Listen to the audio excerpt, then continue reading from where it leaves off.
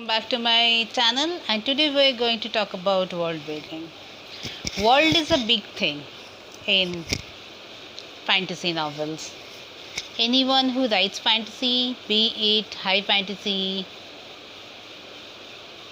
dark fantasy, grim dark fantasy, they know that world is a character in the novel, in the story, in the book.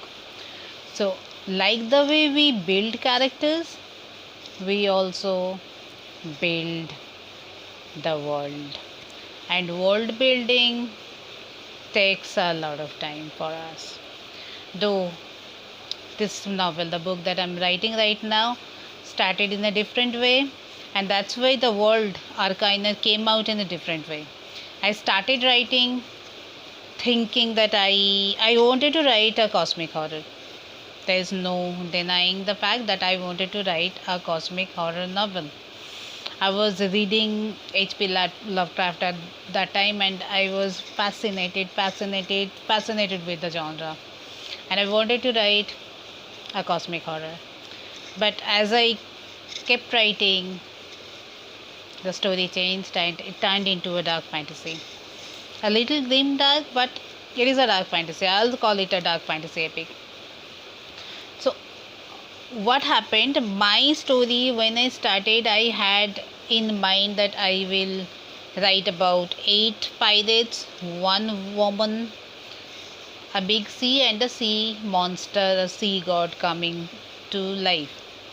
So I thought that I would need 1 town, 1 sea or ocean, and 8 characters, their backstories. So I did what? I got this is A6. Okay, I made a mistake of calling this B6, but this is A6. I got this A6 notebook and I jotted down the names of the characters, the name of the ocean, and the sea god that I created, name of the sea god, a little bit of the characteristics of the sea god, and about the characters. 8 pirates, 1 woman, a few of our relatives, her fiance, and the town. That was all I started with. But as I wrote, as I went deep into the story changed. The story became bigger. It expanded. And slowly I started getting more characters, more towns. A lot of things happened and everything changed, and then I realized that this A6 notebook is not being able to accommodate the world that I'm building. If I start writing the Holy Devils, the Fires of Arcana, now I will start in a different way. I'll start from where I started in the middle. In the middle, I got this sketchbook because of the page quality, study pages and all, and I drew the map of Arcana. I don't know whether you can see or not, but I did this. I created the map of Arcana, and then I started expanding, writing about the world. A lot has changed. Even from this map, this is the first draft. This is in the first draft I did this map, and even from that map, the world has changed in the second draft. It is changing. A lot of things are coming out. So, if I start now, if I started writing the Fires of Arcana, the Holy Devils, now I would have done it in a different way. I would have started with the map. I would have started with the focal point, the focus of the story. Valdeshmar. This is the empire. This is the country, the kingdom, whatever you call. This is the country of focus, the empire of focus. Everything is happening in Valdeshmar right now in this installment, because Valdeshmar is a very powerful empire, very powerful kingdom in Arcana, and whoever rules Valdeshmar indirectly rules Arcana. So, Waldemar is important. My story is there right now. The characters are doing a lot of things. I'll talk about that later on. But I will say, if you are starting to write, if you are about to write a fantasy novel, high fantasy novel, grim dark fantasy, whatever it is, epic fantasy, start with the map. At least know where your story is taking place right now. The town, the city, the port, the ocean, sea, wherever the story is taking part, the present time. Start with that.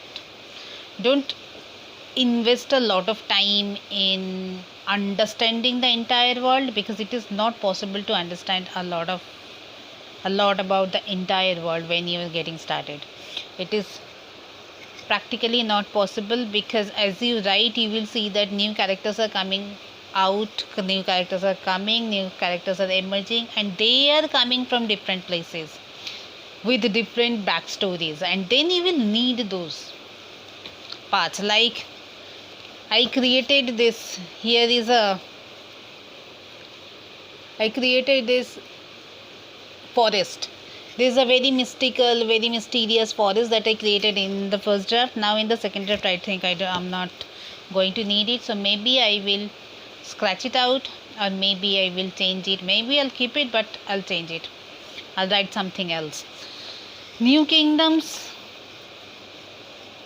I have added, because Arcana, you can see only this thing. I can have only this thing, but there is scope to expand it from here, here. So this is where I started from.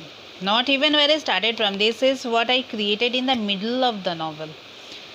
After reaching 40,000 words, I finally understood that I needed more than this. So I got this. And there I got a little decent, I created a decent world building here. Like, I wrote down the history of Arcana, a little more about Arcana, because a lot of stories will take place in Arcana. This trilogy, a prequel trilogy, a sequel trilogy, a few standalone. So this world is kind of a place where a lot of things will take place, and that is the reason I need to understand this. Like Arcana in recent time, Arcana the unknown. So you will find, if you get this ever, you won't be able to read my handwriting. Sometimes I cannot read my handwriting, but you will find a lot of notes. There are artifacts in Arcana, and here are the notes on that as well. A little future notes for myself, what I thought about while creating, how I'm going to use them in the future. Maybe in this book, in this installment, or maybe in the next installment. So there are the sticky notes on that, the notes. And then I have the god pantheon. There are two gods, very important, and the worshippers of those two gods, and notes on them as well. Like, I created a sea, Drevo. Drevo is a black sea and it takes no cellar. And how I have 2 pages loaded notes of Drevo with sticky notes, how I'm going to use. But in the second draft, Drevo has not appeared till date. So I don't think I'm going to use Drevo the way I used in the first draft. So the world you're building in the first draft may not be the world you write in the second draft. You need to keep in mind, you need to go with the flow. You need to give yourself permission to take out one city, doesn't matter how fascinating. One sea, doesn't matter how fascinating. Drevo is very fascinating. I was fascinated with Drevo. Practically, I started dreaming about Drevo, the Black Sea. I was so obsessed. And now in the second draft, I see that I don't really need. I'm not saying I will not need Drevo, but till date, I'm at 53,000 words right now. I have not written about Drevo. A few lines about the Black Sea, but that's it. That forest that I showed, I have not created anything, any content, any passages, any story about that forest. Maybe I will not even use it in the Holy Devils, this installment or any next installment.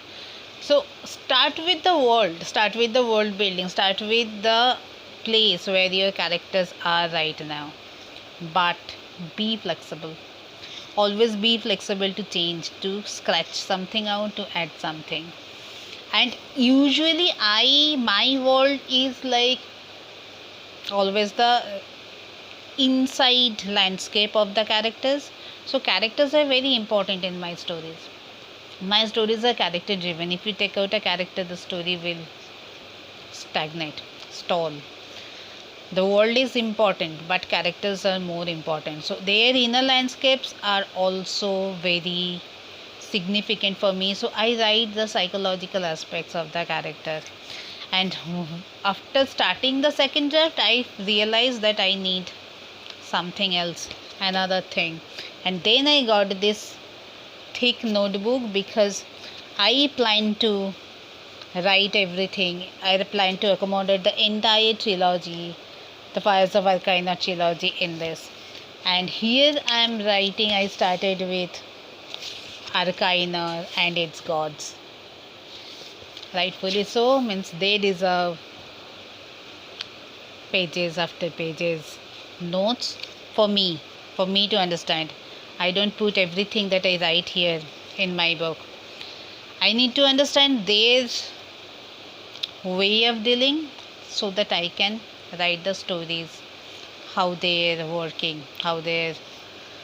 It's not a story of gods, but yeah, gods are significant in the devils, the holy devils. Sorry, I'm reading the devils right now.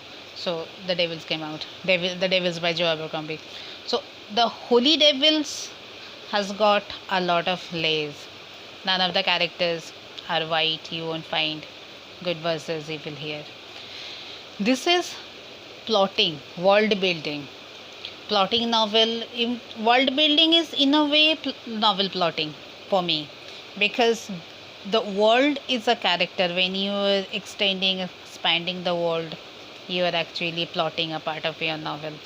And the problem with the second draft of the Holy Devils is here also I'm introducing new characters. So I had to create a page dedicated to the characters, and I'm using green ink for the characters, red for the gods, and black for my notes, brown for the military system. There is a big military system. I'm not saying this is the way to create fantasy worlds. I'm absolutely not saying that. I'm saying that if we were starting getting into fantasy genre, if you want to write fantasy, this might be the focal point, this might be the foundation. You can try to do it this way, or you can just let it go, let everything go, start with the characters, start writing their stories, and the world will come forward slowly. The main problem of following this method is you're going to forget the names of the towns, the names of the empire. So as you create, you need to jot down. I use pen and paper because I like pen and paper. I could have used digital apps as well. I can take this with me, write anywhere. And I like to journal. I have piles of journals. Someday I'll show you. So this is world building for me. I made the mistake. I don't know whether it was a mistake or not, but I never wanted to write a dark fantasy. Never. I wanted to write cosmic horror. I keep saying I wanted to write cosmic horror, and the story just changed. It did not want to stay limited to cosmic horror only. So now I have multiple POVs,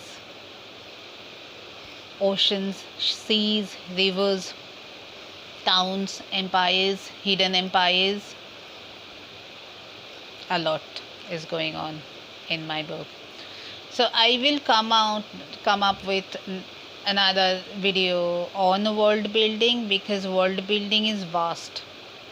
I simplify it by, using the minimum things. I'm a minimalist because I don't like world building. I don't like plotting. I want to just sit and write the story, but I keep forgetting the names of the characters. I keep forgetting the names of the towns, rivers. Practically keep forgetting things. The color of the eye color of the characters, the hair color of the characters. So I made a mistake of creating someone who is a character who had black hair in the first chapter, introductory chapter, and later his hair color changed into brown. And this is why I need this character description, character psychology, these characters backstory, these all are here. That is also world building for me, because your characters are the part of the story's world. I'm going to attach some more notebooks now, I know, because Arcana deserves it. And I'm going to add notebooks on magic system. I'm going to set up another notebook on the monsters of Arcanas, and maybe I will write a standalone on that, the monsters of Arcana, maybe. And I am going to create another notebook on the descriptions, the book of Rot, I'm going to call it. So that's it. That's how I build my world. You can also build your world, follow this world building method. This is going to be messy, I'm telling you, this is going to be messy, and on the way you will keep wishing you have done it the other way, some other way, not this way, but it works for me. The first draft was 100,000 words long. The second draft, now I'm writing 53,000. I'm at 53,000 words, so it works for me. It might work for you, it might not work for you. I'm not saying this is it. You must do it this way. So with this, I'm going to say tata bye bye. I'll be back with Fantasy World Building Part 2 either tomorrow or day after tomorrow. Thank you for watching.